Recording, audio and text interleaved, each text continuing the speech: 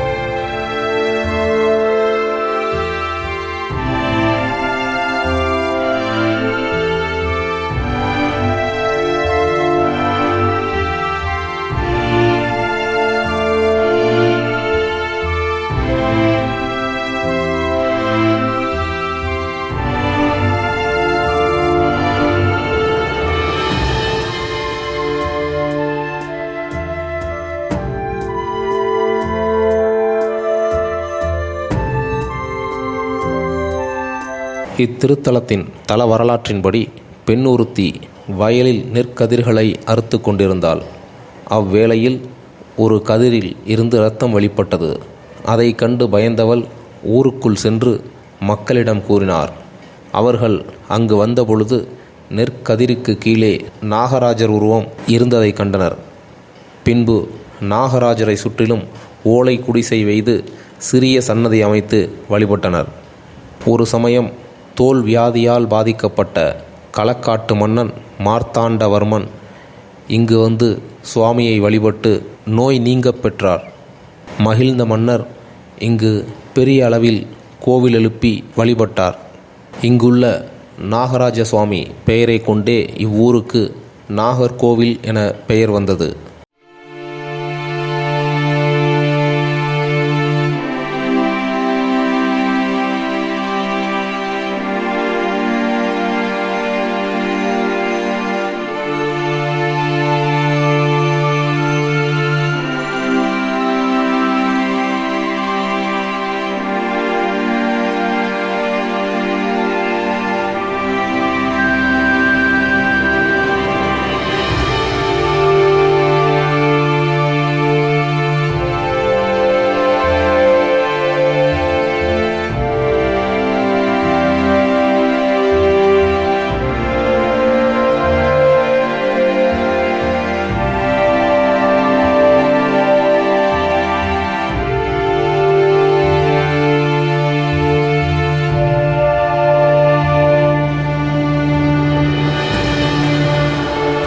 பெரும்பாலான கோவில்களில் கொடிமரத்தின் உச்சியில் கருடன் சிலை அமைந்திருப்பது இயல்பு. ஆனால் இத்திருத்தலம் நாகத்திற்கு உரிய தலமாக விளங்குவதால் இத்திருத்தலத்தில் அமையப்பட்டுள்ள கொடிமரத்தின் உச்சியில் ஆமை சிலை அமையப்பட்டுள்ளது. இத்திருத்தலத்தை சுற்றிலும் நீர்நிலைகள் அமைந்துள்ளதாலும் பலமுறை நாகங்கள் இத்திருத்தலங்களில் தோன்றி மறைந்துள்ளன. ஆனால் இதுவரையிலும் இப்பகுதியில் யாரையும் நாகங்கள் தீண்டியதே இல்லை என்பது தனிச்சிறப்பு. பொதுவாக நாகங்கள் சட்டை உரிப்பது வழக்கம். அவ்வாறு இத்திருத்தலத்தின் கருவறை மற்றும் கோவில் வளாகங்களில் நாகம் உரித்த சட்டைகளை கண்ணாடி பேழையில் வைத்து பாதுகாக்கப்படுகிறது. சிவன் கோவில்களில் சண்டி முண்டி என்பவரும், பெருமாள் கோவில்களில் ஜெயன் விஜயன் என்பவர்களும் துவாரபாலகர்களாக இருப்பார்கள். ஆனால் இத்திருக்கோவிலில் தர்ணேந்திரன் என்ற ஆண் நாகமும் பத்மாவதி என்ற பெண் நாகமும் துவாரபாலகர்களாக உள்ளனர். நாகராஜாவிற்காக அமைந்த தலம் என்பதால் நாகங்களையே துவாரபாலகர்களாக அமைத்துள்ளனர். நாகராஜர் சன்னதி எதிரில் உள்ள தூணில் நாகக்கன்னி சிற்ப வடிவில் இருக்கிறாள். மேலும் மூலஸ்தானத்தில் நாகராஜர் 5 தலைகளுடன் சுயம்புவாக காட்சி தருகிறார். இத்திருத்தலத்தின் மூலஸ்தானம் ஓலை கூரையை கொண்டு வேயப்பட்டுள்ளது. ஆடி மாதத்தில் இதனை பிரித்து புதிய கூரையை வேய்கின்றனர்.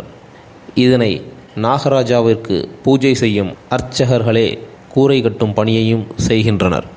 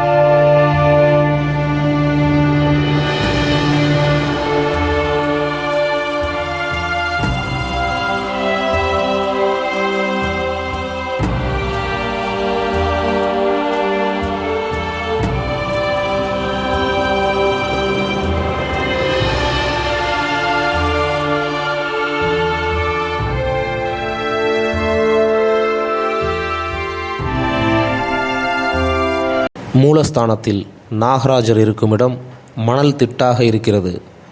வயல் இருந்த இடம் என்பதாலும் இவ்விடம் நீர் ஊறிக்கொண்டே இருப்பதாலும் இந்த நீருடன் சேர்ந்த மணலையே பிரசாதமாக தருகிறார்கள். தட்சிணாயன புண்ணிய காலத்தில், அதாவது ஆடி முதல் மார்கழி மாதம் வரை இந்த மணல் கருப்பு நிறத்திலும், உத்தராயண புண்ணிய காலத்தில், அதாவது தை முதல் ஆனி வரை வெள்ளை நிறத்திலும் இருப்பது சிறப்பு. நாகராஜ சன்னதிக்கு வலதுபுறம் அனந்த கிருஷ்ணன், காசி விஸ்வநாதர் சன்னதிகள் உள்ளன. தினமும் நாகராஜருக்கு பூஜை செய்த பின்பு இவர்களுக்கும் பூஜை நடக்கும். அர்த்தஜாம பூஜையில் மட்டும் அனந்த கிருஷ்ணனுக்கு முதலில் பூஜை செய்து பிறகு காசி விஸ்வநாதர் மற்றும் நாகராஜருக்கு பூஜைகள் நடக்கின்றன. விசேஷ காலங்களிலும் மாதாந்திர ஆயில்ய நட்சத்திர நாட்களிலும் அனந்த கிருஷ்ணர் ஆமை வாகனத்திலேயே புறப்படுகிறார்.